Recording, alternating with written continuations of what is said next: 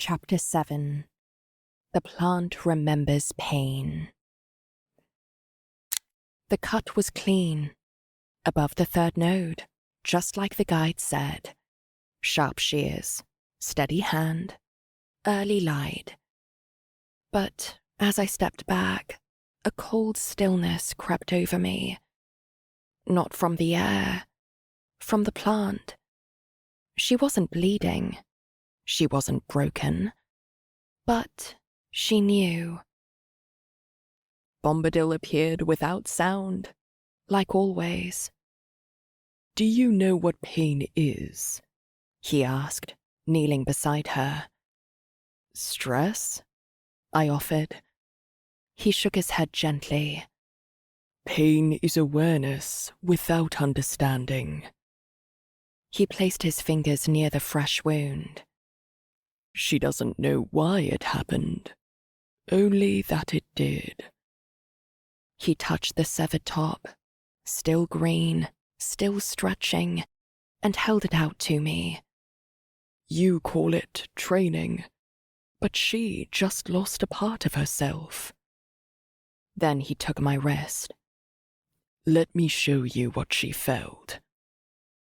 Suddenly, I was inside her.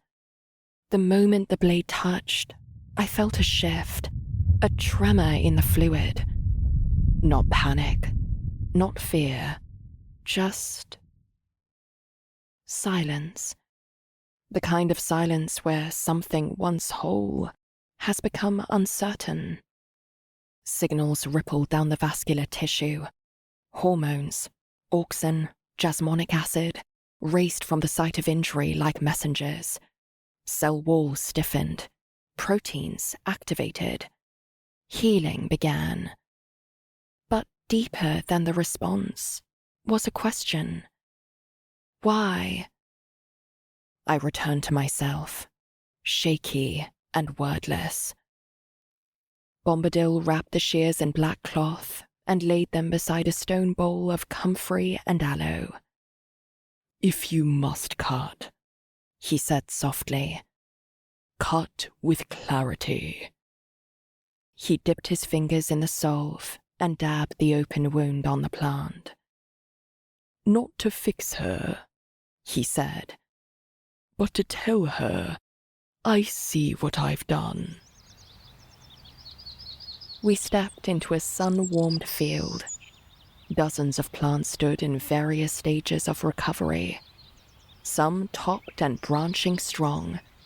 Some shocked, halted mid-growth. Some defoliated and reaching hungrily for light. One, half devoured by caterpillars, stood resilient, scarred, but proud. "She remembers," Bombadil said. "Not just where it hurt, but how she moved after." He showed me a low, crooked plant at the edge of the garden. Her main stalk had once snapped, now knotted thick, fused like a scarred bone. "She shouldn't have made it," he said. "But look." Above the wound, she grew sideways, then upward.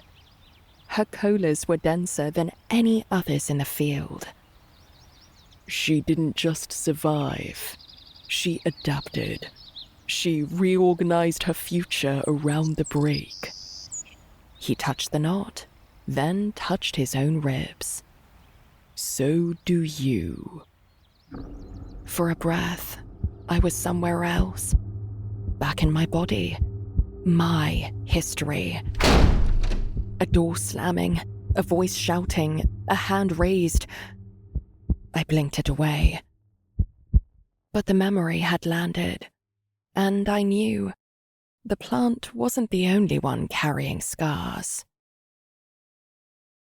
That evening, by firelight, Bombadil placed pruning shears in my hand.